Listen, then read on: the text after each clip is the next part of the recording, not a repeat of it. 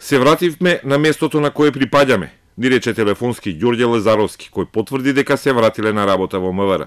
Лазаревски заедно со Цвонко Костовски ги изнесоа материјалните со нелегално прислушувани разговори од петата управа, кој потоа го добија името Бомби и открија многу случаи на коруптивно и криминално однесување на функционери од 10-годишното владење на ВМРО ДПМН и ДУИ.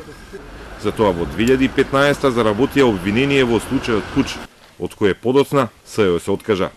Денеска им бил прв работен ден. Поставени се на соодветни позиции во УБК, а биле примени од министерот Спасовски кој на Фејсбук напиша: "За професионалците секогаш ќе има место во МВР." Враќањето во министерството представува сатисфакција за она што го направивме, а сега е вистинско време за тоа откако се расчисти случајот, ни изјави телефонски Лазаревски. Тој досега два пати беше сведок на СЈО во нивните случаи.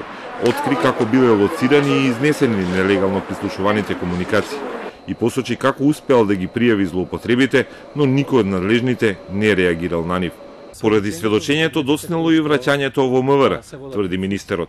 За да не оставиме можност адвокатскиот тим на обвинетите да се жали дека тие кои што работат во исто време во МВР, истите тие изнесуваат сведочења и сознанија во рамките на овие процеси. Двајцата прво беа обвинети, но потоа го добија статусот на укажувачи, лица вработени во институција кои откриваат натрешни злоупотреби. Иако по промената на власт се обидуваа да се вратат назад во МВР, дури денеска им успеа тоа. Речиси цели 4 години по отпуштањето и истрагата, која дури ги однесе и во притвор. Двајцата пролетоска од Transparency International беа номинирани за наградата на Европскиот парламент за новинари, укажувачи и чувари на правото на информирање.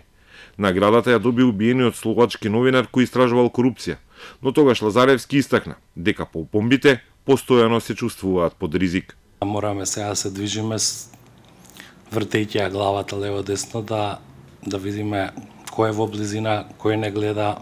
Едноставно не се чувствуваме слободно, а знаеме дека исто така никој не заштитува.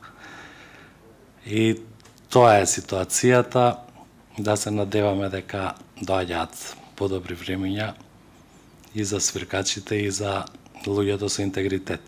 Двајцата овозможија јавноста да стекне увид во начинот на работата на претходната власт, а СЈО на нивниот труд отвори повеќе од 40 случаи, од кои едниот, Тенк, донесе казна за екс-премиерот кој избега во Унгарија.